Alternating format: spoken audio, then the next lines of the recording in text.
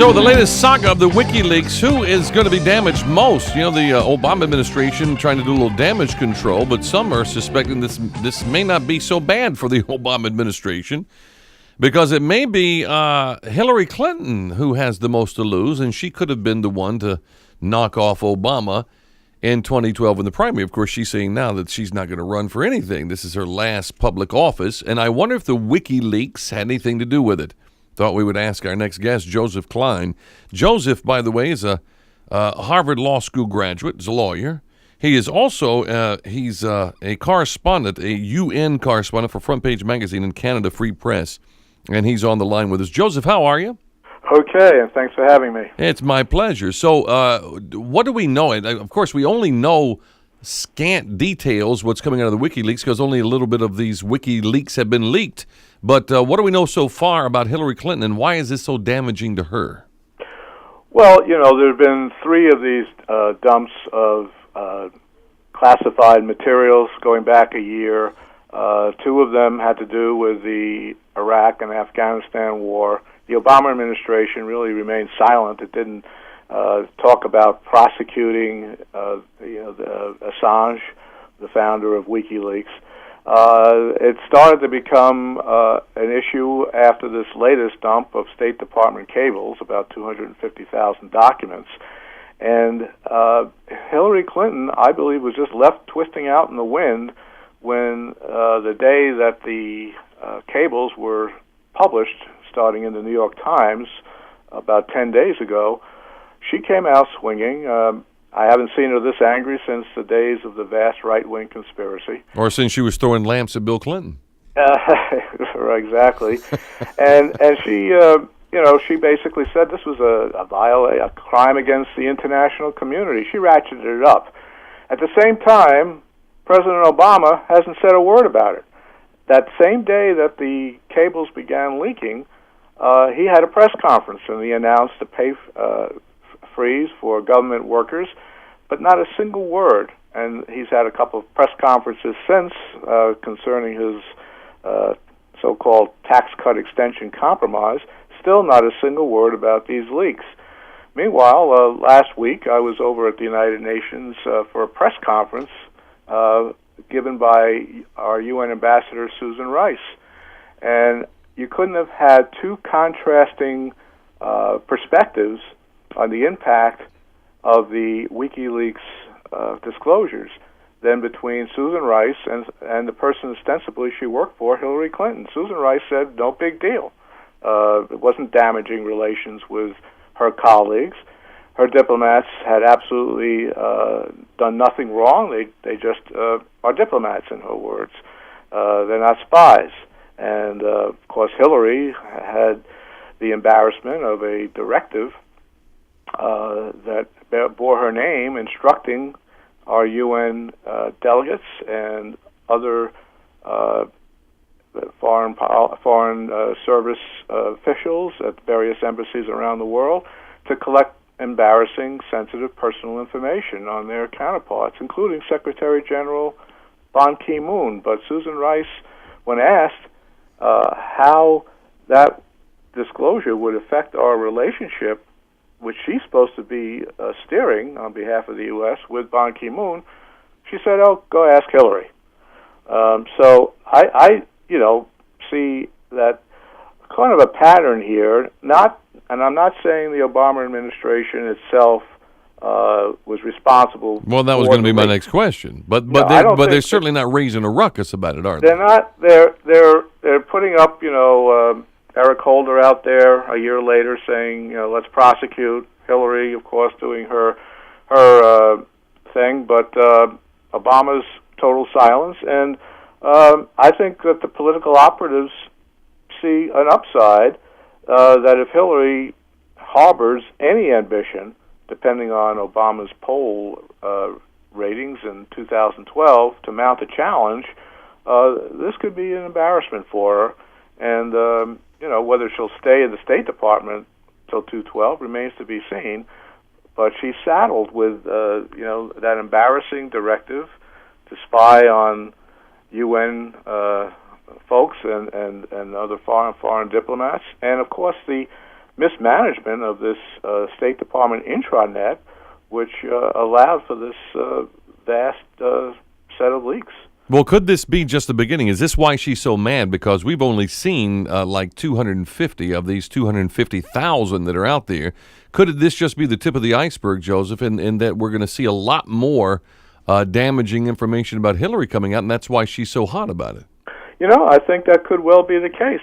And I also believe, the Obama administration shouldn't be so nonplussed about this or nonchalant about this because, I lay out in my book, Lethal Engagement, Barack Hussein Obama, the United Nations, and Radical Islam, kind of an indictment of the appeasement, the policy of unconditional negotiations with Iran that have gotten us nowhere, and the aggressive outreach to the Muslim world, which is really an Obama apology tour. And I think these cables show a totally ineffective foreign policy. We've done nothing to bring Iran around, which, of course, nobody who really studies this expected would happen, except Obama. He thought his charm would, turn the madman Ahmadinejad around, and it's gotten worse. Yesterday, there was a report that Iran is going to be helping Venezuela place missile facilities, not too far off our shore. Because I think they perceive Obama as weak, don't they? They perceive him as weak, a patsy. He's the first president that I can remember in my lifetime from either party that's gone around the world apologizing for supposed errors that the United States has done or misdeeds of the United States, and he has bent over backwards to accommodate the demands of the Muslim world, including, I think, enabling, and as I argue in Lethal Engagement, the introduction of Sharia law, Islamic law, into the United States through resolutions coming out of the United Nations that declare it to be a violation of international law to criticize Islam. And Obama has elevated the United Nations into the center of his foreign policy, hence the prestige that Susan Rice has vis-a-vis Hillary Clinton. And we joined this dysfunctional Human Rights Council, which is anything but a council of human rights. It has some of the worst of the world's human rights abuses sitting on it, like Libya and Saudi Arabia and China. And we joined it, and we're giving it legitimacy. And they passed these resolutions to lecture the rest of the world on what not to do. Lecture the rest of the world on free speech. Yeah, it's unbelievable. Well, in your book, in Lethal Engagement, you talk about Obama and the United Nations and the link with all this. And I guess, what do you see that Obama is trying to cede power through the United Nations to the Muslim world and make us rather subservient to all that?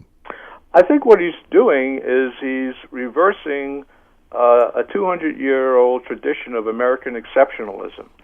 And he's putting us down, and he has said this basically on a number of occasions, which I cite in Lethal Engagement, that we're really no different than the other 191 member states in the United Nations. He said as much last year when he came to the UN, and he said that not following the, quote, demands of the United Nations would make us all less safe. Well, of course, the opposite's the truth. And he is kowtowed to the Muslim world. He's, I think, from symbolic acts like inviting radical Muslim leaders to the White House for the Ramadan dinner, extending constitutional rights, full constitutional rights to alien terrorist suspects like Khalid Sheikh Mohammed, that has been proposed, from supporting the Ground Zero Mosque here in New York. And his speech in Cairo last year, which was an apology, essentially, for Western, quote, colonialism, and a whitewashing, nonstop praise of tolerance and justice and peace of Islamic ideology. In fact, as I mentioned in Lethal Engagement, and sometimes anecdotes are the most instructive. He spoke from a university in Cairo, which is supposedly the most prestigious Islamic studies university in the world, Al-Azhar University, and he praised it as a beacon of learning. And that very same university, and I tell the story in Lethal Engagement, not only were there's a professor and a student who, in separate incidents, had raised questions about Sharia law and the orthodoxy of Islamic ideology.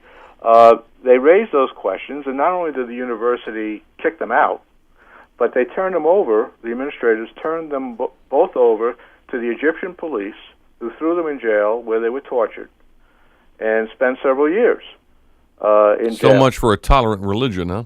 And so much for the beacon of learning. But Obama just continues to whitewash and, of course, doesn't use the word Islamic and terrorism in the same sentence. And when he was in India, in Mumbai, which, of course, suffered an Islamic terrorist attack a few years ago, he was asked by a student, how do you define jihad? And he sat there as if he were at a seminar, saying, well, it has many interpretations. You know, it's like Clinton when he said, what's the meaning depends of on what is, that's right. Yeah, so I mean, you know, jihad is violent Islamic war on infidels, and the Quran has... Right, in the name of Allah.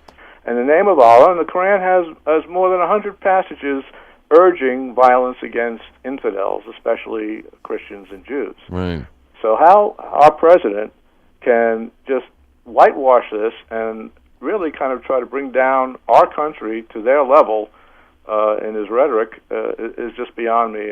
And frankly, that's one of the things that impelled me to write Lethal Engagement, because I wanted to connect some dots. And the danger that I see, one of the dangers, is, as I go back to the United Nations, by elevating the UN to this prestigious place in its foreign policy, by joining the Human Rights Council, then taking these resolutions that come out of those bodies, defining the defamation of religion, specifically Islam, as a violation of international law, the vicious circle is completed when he then appoints to the federal bench activist judges like Justice Elena Kagan on the Supreme Court, who believe that you look to international law to interpret the United States Constitution. That's right, which is insane. Our First Amendment. It's insane. It's absolutely insane.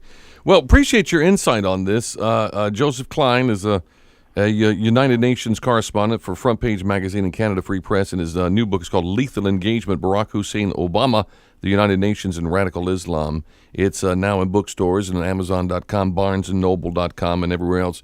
Joseph, appreciate it very much. Thanks for the insight.